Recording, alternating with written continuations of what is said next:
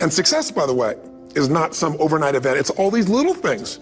Success is having a vision. Success is making it compelling. Success is really seeing it and feeling it every day with strong enough reasons. Success is feeling the sense that I'm here to grow and I'm here to give something to the world more than just myself.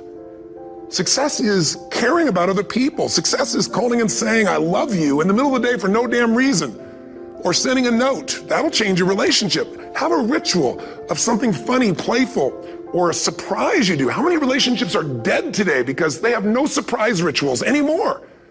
You need to have some rituals, some cool things you do that nobody else does that gives you a better life than anybody else has. All the little stuff. That's where success comes from. In business, it comes from delivering more than anybody could imagine. All those little things add up. People go, wow, that's who I want to do business with. It's true in any area of your life.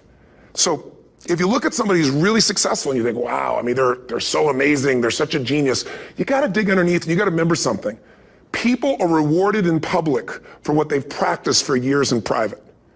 Myself and my business people say, how do you get up and speak and you have no notes and you go for 3 days and nights and the room is like, everybody's wired and it's incredible. It's like a rock concert.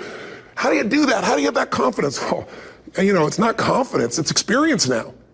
But I did so much behind the scenes and I still do to make things right. I mean, how many people would know that since the time I was 17 years old, before I walk out on stage, still do to this day, wouldn't need to do it, but I still do it, I never walk out there without being in an absolute peak state of mind. You know, there are days my back is hurting, my throat was hurting, or I may have had a challenge, or my father passed away, and I've still got to deliver for these people because my standard is give my all every time. Every event has to be better. Talk to anybody who's been to our events for 5, 10 years, some of our trainers, and I'll say, I don't know how he does it. He always finds a way to make it better. That's not an ego thing. That's a standard in me. I have to find the way. And my ritual, though, is I prepare, I think, I gather new information, I figure out how to put something across better. What do people need? I spend time with our customers. I see what's going on. And before I get on stage each time, I have this little ritual to put myself in a state of mind. And I did it starting like 17 years old. I started doing it. I'd say, I now command my subconscious mind. And I say this out loud several times, this little phrase, set of phrases, as an incantation to kind of condition my mind and body. And I'd say, I now command my subconscious mind to direct me in helping as many people as possible today by giving me the strength and the emotion and the humor and the brevity, whatever it takes to show this person and help this person change their life now.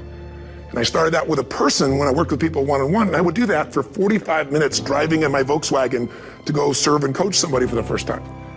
Now I don't say that person, I say these people, and I can go out in a room of 10,000 people and deliver for 50 hours, and I do it every time I come back on stage. It's a ritual to go into peak state. Peak states don't just show up, they don't interrupt you.